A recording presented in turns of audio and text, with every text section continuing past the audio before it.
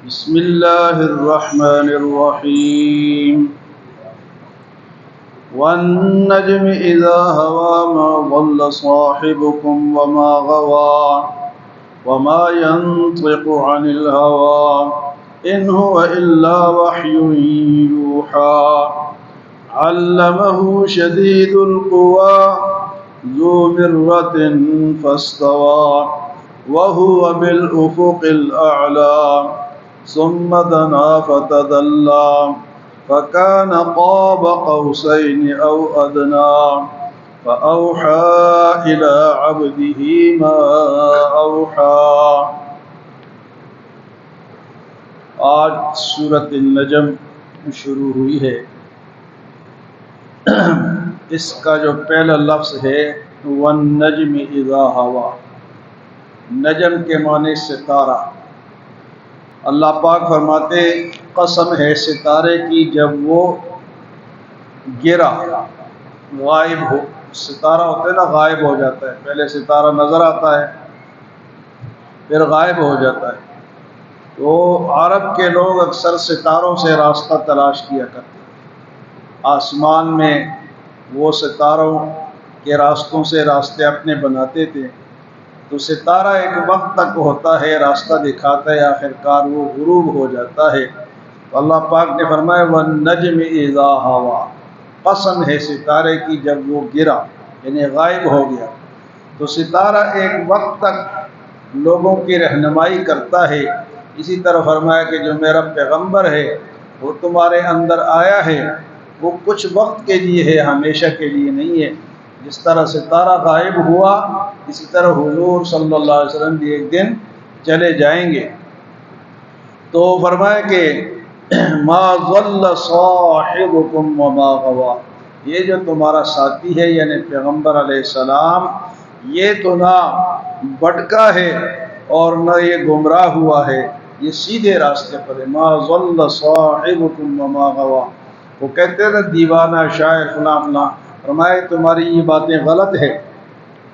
وہ تو نہ بھٹکا ہے اور نہ راستے سے ہٹا ہے. ما ضل صاحبکم، ہے تمہارا ساتھی، تمہارے اندر رہا ہے. 40 سال تک تمہارے اندر رہا ہے. 40 سال تک اس نے کوئی جھوٹ نہیں بولا. وہ صادق اور امین مشہور تھے. تو اب آ کے اگر وہ جھوٹ کیوں بولیں گے؟ وہ جو بات کریں گے وہ سچی بات ہوگی. فرمایا ما ضل صاحبکم وما غوا، اور فرمایا وما ينطق عن الهوى، وہ جو بات کرتے ہیں اپنے آپ سے نہیں کرتے، اپنے خواہش سے نہیں کرتے ہیں، وہ اللہ کی طرف سے بات کرتے ہیں. وما ينطق عن الهوى، جو بولتے ہیں وہ کس کی طرف سے بولتے ہیں؟ اللہ کی طرف سے بولتے ہیں. ان هو الا وحی یوحى، وہ تو اس وحی سے بات کرتے ہیں جو اللہ کی طرف سے ان کے پاس آتی ہے.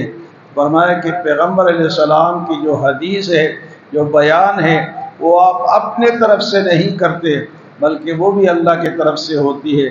یہاں یہ بات سمجھنے کی ہے کہ ایک ہے وحی مطلوع اور ایک ہے وحی غیر مطلوع.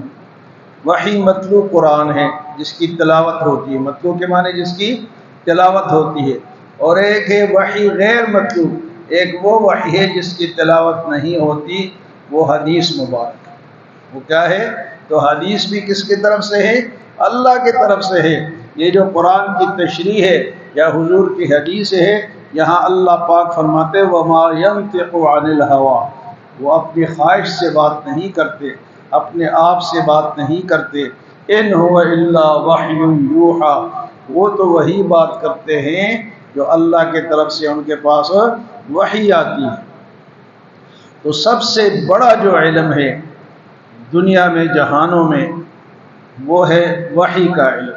اس سے بڑا کوئی علم نہیں ہے. اگر کوئی کہے کہ فلاں سائنس اتنی بڑی ہے، فلاں اتنا بڑا ہے، فلاں انجینئر والے اتنے بڑے ہیں، فلاں ڈاکٹر اتنے بڑے ہیں، وہی وہ علم ہے جو کہ پکا ہے، اتھینٹک ہے، اس میں کوئی غلطی نہیں ہے، کوئی کمی نہیں ہے، مکمل یہ علم ہے.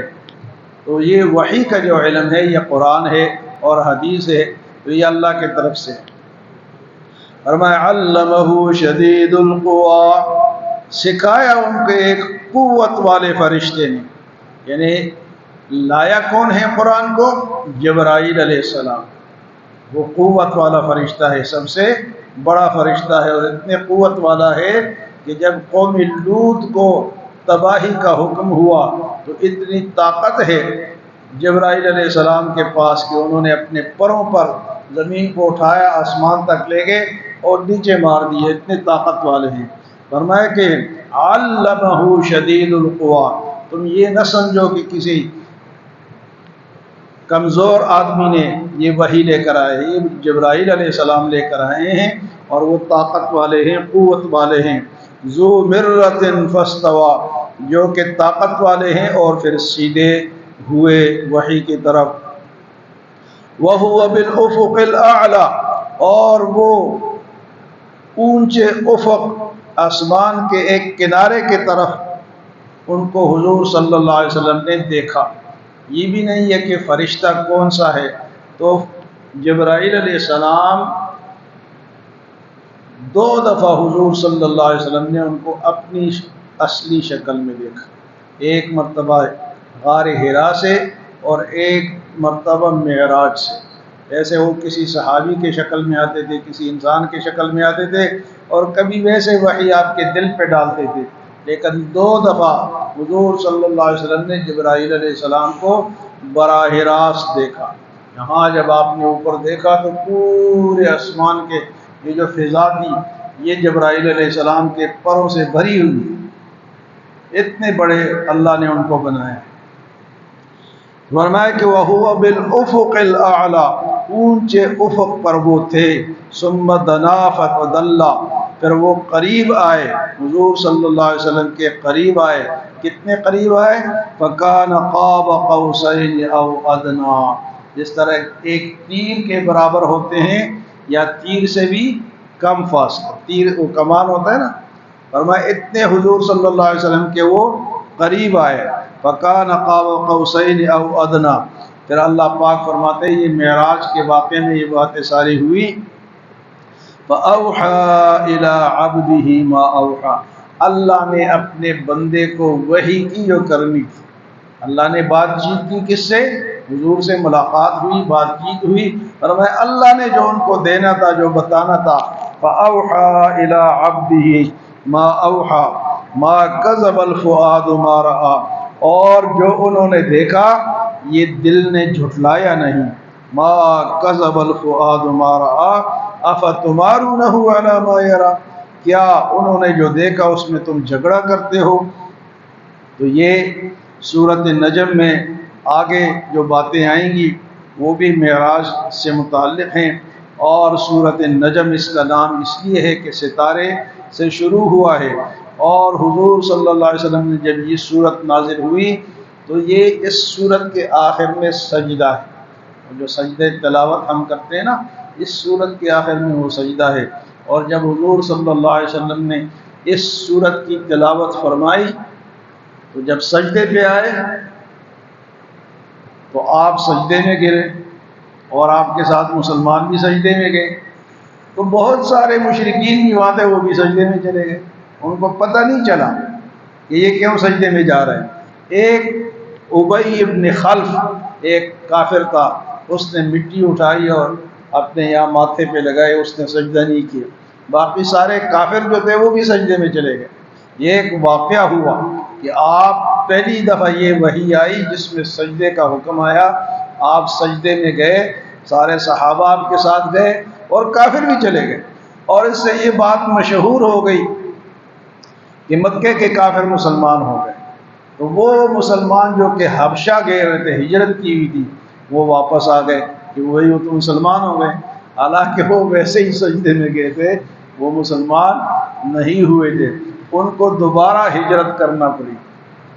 تو اس صورت میں یہ سارے حالات انشاءاللہ مزید آئیں گے، اور کافروں کے بتوں کے نام بھی اس میں آئے ہیں، وہ بتوں کی تردید بھی اس میں موجود ہیں۔ اللہ ہمیں عمل اور سمجھ کی توفیق عطا فرمائے۔